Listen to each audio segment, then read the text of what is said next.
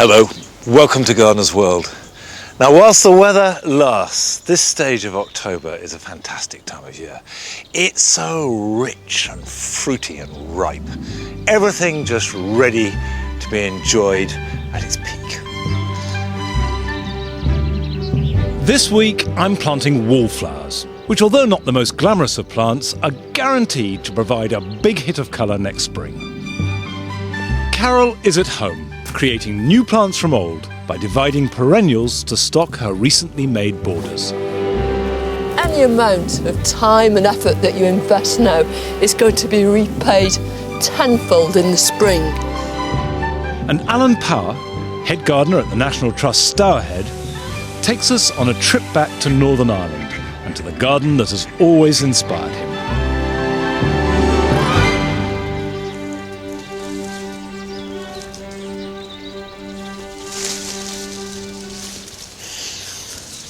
I'm picking quinces, and quinces, I think, are one of the most romantic of all fruits, and certainly the best fragrance. If you just put one in a bowl, it will fill the room for weeks with just a hint of beautiful scent. And in fact, they have an ancient history. You know, these were the fruit of good and evil. It was this that tempted Eve, not an apple. And as a gardener, they're dead easy to grow. They make a small, sort of compact but rather untidy tree. That's part of their charm. You don't try and prune them. They tend to corkscrew off and grow irregularly. Now, they store pretty well. The idea is to pick them before they fall and bruise. Oh, see, that's come away. And can you see there? It's got a little downy covering just on here. And I love the story how in the 17th century, a poultice was sold as a hair restorer. And it was fundamentally just mashed up quince. It's got lots of pectin in it, so it's really sort of quite mucilaginous. And then you slap it on your bald pate. And presumably it's so that your hair will regrow these little baby hairs. And it may not do much for your baldness, but you would smell lovely. The best reason for growing quinces is that they taste delicious. You have to cook them, but they improve any apple dish, are great with roasted meat, and the combination of quince jelly and cheese is sublime.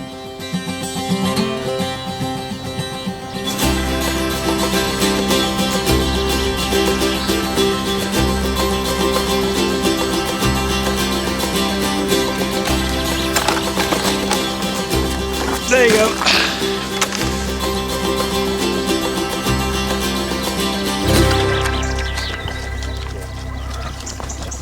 Now, obviously, the orchard is where the action is in October. We've got apples here falling every day. And what I do, in fact, is I put down crates underneath each tree and pick up the windfalls so they don't get too eaten by the chickens and mice and slugs.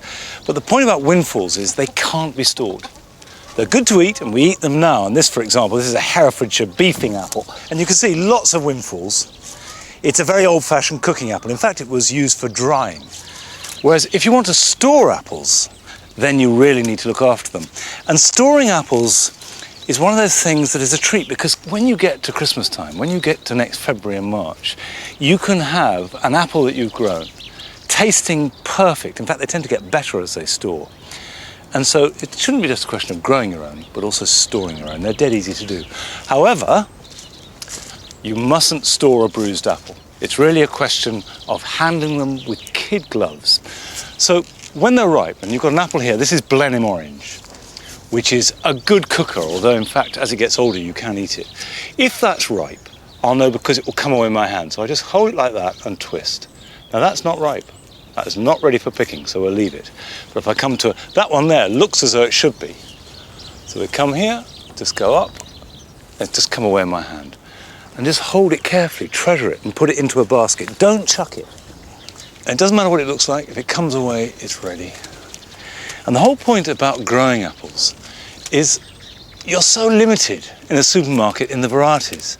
But there are hundreds of different apples that you can grow, and a lot of them good, a lot of them have meaning. So, for example, in this orchard, I've got quite a few apples that you only get in Herefordshire. And so as well as, I need a ladder for that, as well as an orchard, which is a lovely thing, and you've got the romance of the apple. You store it carefully, and then when you eat it, you're ingesting part of the history of them. Let's go for this one.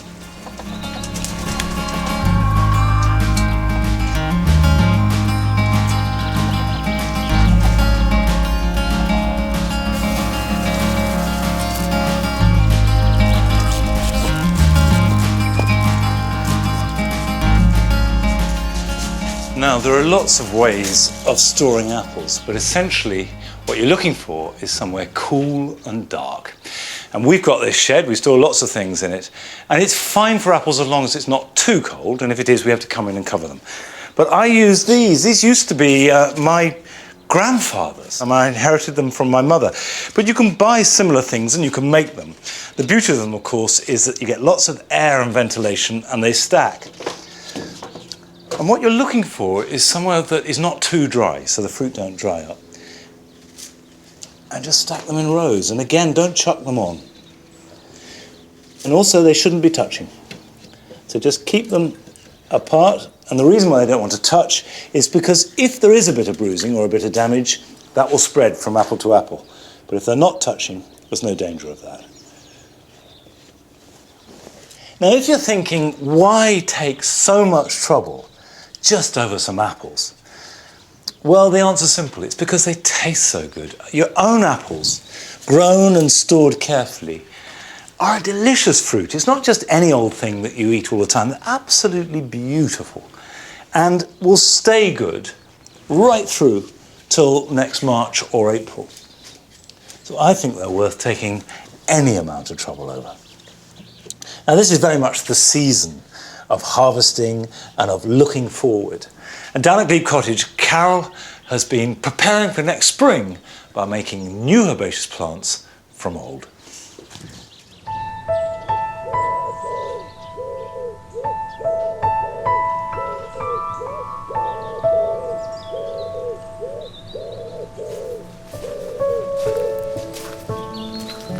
October has to be the most delicious time of the year. This wonderful sort of quieting down where everything begins to mellow, all the colours soften. It's easy to just sink into the whole thing. But for gardeners, this is the beginning of the gardening year. And I'm going to get cracking with my brand new raised beds. The plan is to stock them by propagating my existing plants. Back in September, I began by collecting and sowing seed. Now I'm into stage 2, and I've already placed some plants. A lot of the plants I want to use are in the garden already, and now is the perfect time to divide them.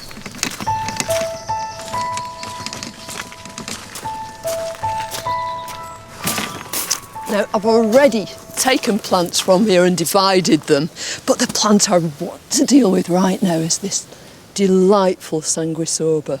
These beautiful pink fluffy heads are born right into the autumn. How's this for a great big clump? In fact, it's even bigger than I'd imagined, so it's going to take me a few minutes to get that out of the ground. The plant is just beginning to go to sleep, beginning its dormancy. So I couldn't really do it at a better time of year. Hope my wheelbarrow's up to this. Now for the important bit.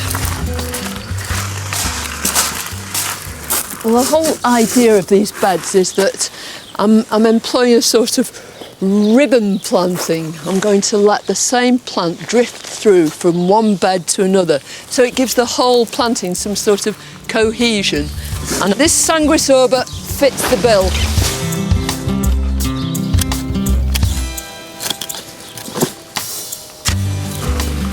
So I really need to see this from above, because I'm going to use a spade to slice it up. And it looks so horribly brutal, but everywhere I'm cutting through one of these roots, it's going to persuade this plant to make lots of fibrous feeding roots, which is exactly what we need to establish those new divisions. The general rule of thumb with perennials is to divide them every 3 to 4 years. Plants become congested and woody, the centres become less productive and there are fewer flowers. By lifting and dividing and using only the healthy outer growth, plants are reinvigorated and in return we get more. This piece is ideal. You can see here these embryonic shoots which are just dying to burst forward, which is just what they'll do next spring. But over the winter it's going to be making a fabulous root system which is going to support it all the time it spends in here. Now when I put this in here, I want to make sure that none of those roots are wrapped round. They should just rest gently in the hole, firm the soil round about and have it just sticking up above the surface. And that should be brilliant. It's going to give me the most lovely pink fluffy flowers all summer long. But before that even thinks of flowering, there's something else over here that's going to have been at its very best, and I'm going to divide it now. This is Ranunculus aconitifolius flore plano. It's one of spring's delights. It flowers in late May with these wonderful little white pom-pom flowers. As soon as the canopy fills in overhead, it goes to sleep. But underneath here, there are lots of wonderful roots. Delve in and just loosen up all this soil. Grab hold of the crown, shake it all off, and then give it a wash. And just washing it makes it easy to see these separate individual little buds.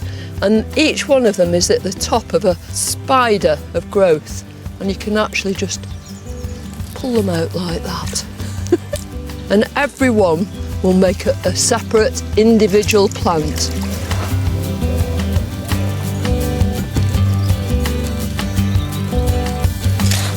Now I'm going to plant them straight away. I don't want them to dry out. I'm just going to make these holes nice and deep and put each one in. I mean, the great thing about dividing these plants like this, they're going to have all winter to make up and become brilliant big specimens by the spring. So any amount of time and effort that you invest now is going to be repaid tenfold in the spring.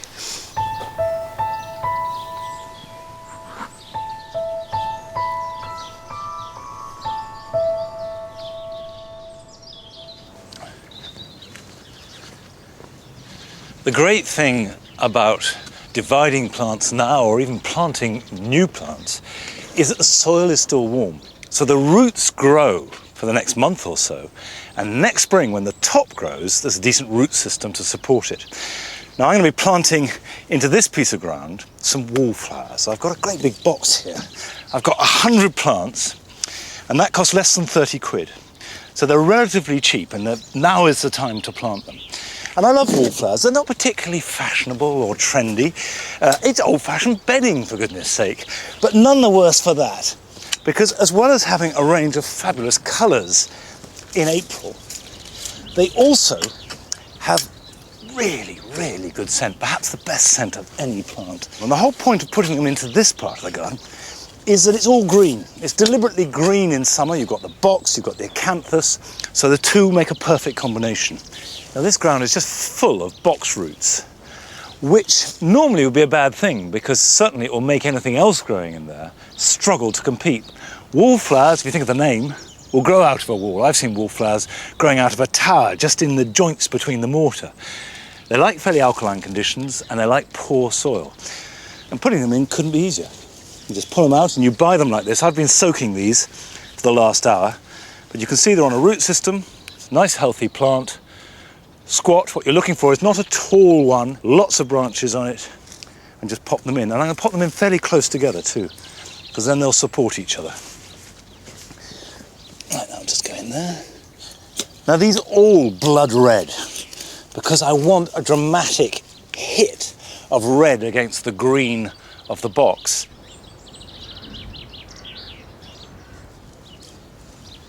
Now remember, these are biennials, so they will have been sown in May, grown on throughout summer to get a decent root system and structure, and the roots will go on growing well right until the cold weather comes along.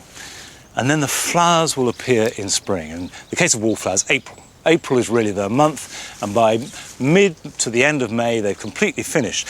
Now, they will live as perennials, but they get very sprawly and they'll flower less and less. Wallflowers are members of the brassica family, and they're tough. And they need to be, especially here, because this is a cold garden and slow to warm up in spring. In fact, it always amazes me how the other gardens further north can be ahead of ours in April and even May. Certainly true of parts of Northern Ireland, where I've seen some amazing gardens with a wide range of plants. But none of them matches Mount Stewart, which is probably the most famous garden in the whole of Northern Ireland. And Alan Power, who's now head gardener at Stourhead, used to work there, and he's made a return visit.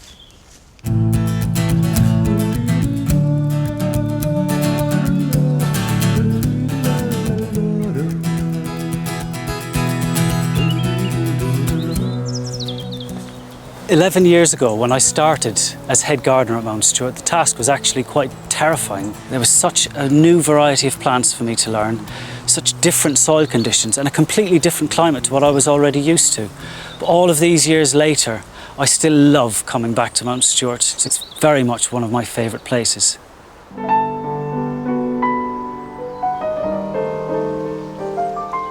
The garden was designed by Lady Edith Londonderry. And when she arrived at Mount Stewart in 1915, she set about creating a diverse garden that took advantage of the local climate. Warmed by the Gulf Stream, the climate here may be damp, but it is temperate, surrounded by the sea. It has an island climate, and so despite its northerly latitude, the gardens here are filled with tropical and tender plants. And this is the Italian garden. And what I really love about the Italian garden is that you're bombarded with plants, and the narrow little pathways that run through these planted areas really invite you to explore. Whereas if this was a deep herbaceous border, you wouldn't necessarily have the opportunity to get that close to the plants.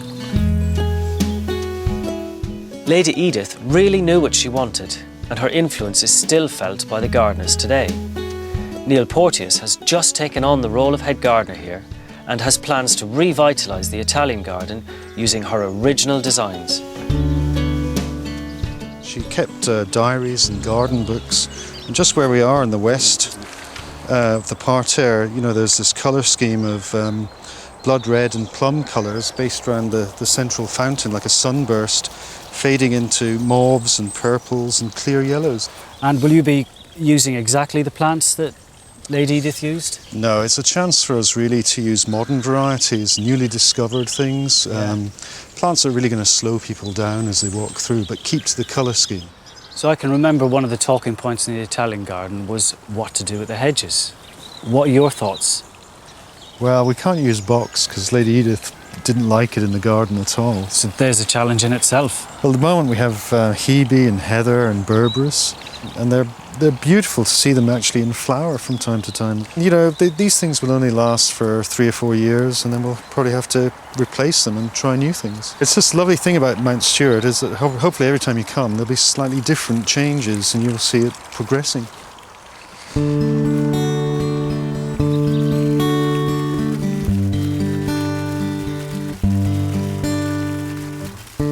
This is the Spanish garden. It's always been one of my favourite compartments at Mount Stewart. What really thrills me about this compartment is the way that the planting is overlaid next to this architectural design. And it's a very simple approach to the planting. You have the architectural plants like the Rhododendrons in the background, the Coryngosoma just here, and the magnificent standard wisterias. And then moving forward, which is a real draw, are these wonderful red hot pokers, which are a very distinctive plant at Mount Stewart. I used to sit in the Spanish garden, but it's very hard to sit still and to rest for too long because you've got these magnificent Leylandii arches, and between each arch there's this brilliant glimpse out into something very, very special. I was too curious as to what I was going to see once I went through these arches.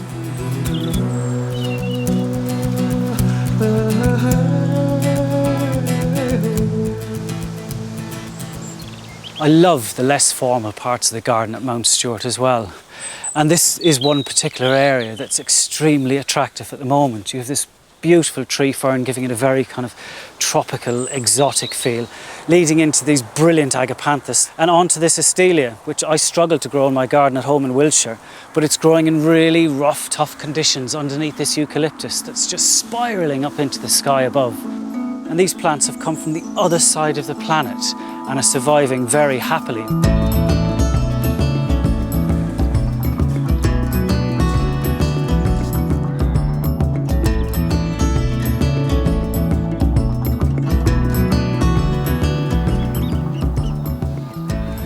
Now, if the formal gardens at Mount Stuart aren't enough, then surely this is the icing on the cake. As you look across the lake, you can see that the skills that are used to create such magnificent formal gardens have been transferred out into the lake area. And you look across and you can see repetition in the purples in the distance of the Japanese maples. You can see the lovely white stems of the birch trees right across the lake. And then further to the left, you can see the magnificent architectural leaves of the gunnera plants. And this amazing sight will bring me back to Mount Stuart time and time again.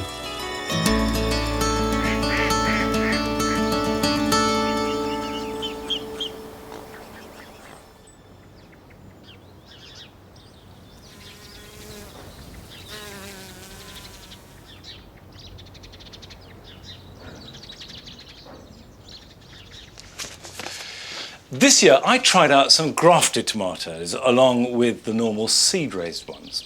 And I asked if any of you had done the same, and if you had, whether you contact us to let us know how you got on.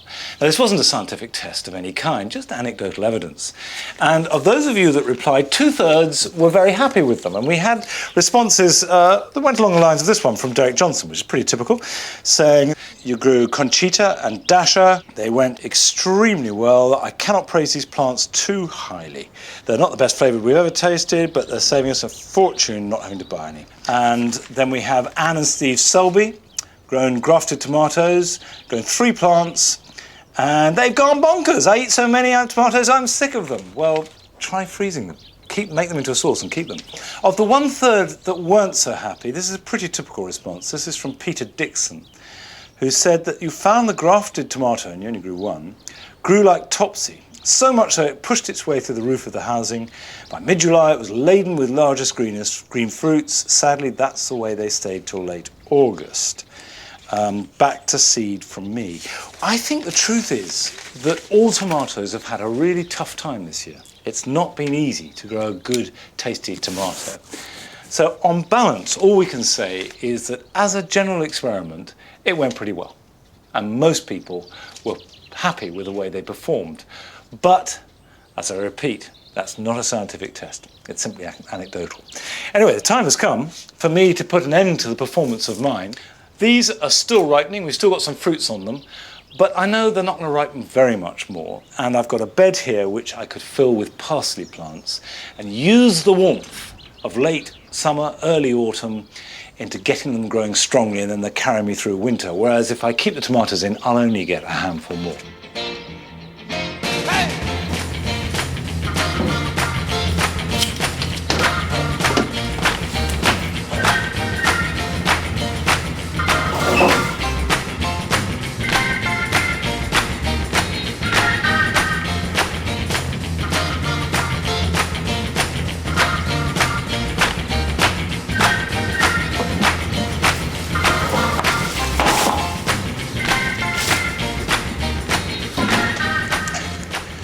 I'm going to plant my first garlic of the year now. Now, garlic is normally planted between October and February, although I like to get it in by Christmas. And the reason for that is because garlic needs a period of cold weather. That triggers it into good growth. And very often, if you plant late, you'll find that the cloves never divide. You end up with just one large bulb instead of about a dozen circled around like the segments of an orange. And that's lack of cold weather as often as not. So you can plant any time from September onwards, and I'll probably make 3 plantings, 1 now, 1 next month, and 1 just before Christmas. They tend to do best on alkaline soil, limestone, well-drained, full sun, but they like plenty of water. I've got 2 varieties here. I've got Sprint, which I've grown many times before, and is a good, reliable variety. And I've got another one which I've never grown before, with a difficult name to pronounce, Valelado, too many L's there, which has been developed especially for northern climes. And this comes as separate bulbs. There. Now what you're looking for when you plant a garlic, if you're growing your own, I wouldn't keep seed for more than 2 years. Get fresh stock every 2 or 3 years, and that way you'll avoid the build-up of viruses. And break it apart, but don't plant really small cloves. There's no point. You'll get a better return from nice, big, juicy cloves. Eat the small ones. Now, planting them's dead easy. For all alliums, it's really important to keep them weed-free and well-watered when they're growing, because the size of the bulb depends upon the health of the foliage. And plant them about 9 inches apart. That might seem quite wide spacing, but you get a much healthier bulb if they've got room to grow. If I hold it up like that, you can see the bottom has a flat plate. And that's the plate the roots come out of, and the top is vaguely pointy. Pointy end up, that's the key to success. And then don't plant them like onion sets, which stick out the ground, but like a daffodil. So its own depth down in the ground. And I just use my finger, but any dibble will do, and just push it down in the soil. Plate down, in we go. Now all I have to do is just rake this over to cover them up. Don't need to water them in, there'll be plenty of water before winter is out. The time that garlic needs water is in spring, when it's growing. And these should start to appear sometime in the next 4 to 6 weeks. So before the worst of the cold weather comes, they should be about 6 inches of growth above ground. Right, that's a job I've been meaning to do for the last week or so, but here are a few more jobs that you can do at home this weekend. At this time of year, the weather can change direction overnight. You come down in the morning and find a precious crop either battered into submission or shriveled up. This is where cloches come in. Put them on young plants now, and they will keep on growing and providing you with a harvest right into winter, whatever the weather. If your plants are mysteriously sickly, it could well be vine weevils causing the problem. And I know that once in a garden, they can be terribly difficult to get out. The larvae eat the roots of plants, and the parents will eat the top growth. However, there is a nematode that attacks the larvae, and now is the perfect time to apply it. You buy it mixed in a clay suspension, and following the instructions on the packet, dilute this down accordingly. Then water it onto the soil of the plant. The nematodes burrow inside their host and eat them from the inside out, and will go on doing so until there are none left, at which point the nematodes themselves die. And finally, probably the most important thing you can do this weekend is to stop. Because whatever the weather's like at the beginning of October, you can guarantee it's going to get worse. So if the sun does shine and you have a chance, sit down, enjoy the garden while it lasts. And whatever the weather's like, I'll be back here next week. See you then. Bye-bye.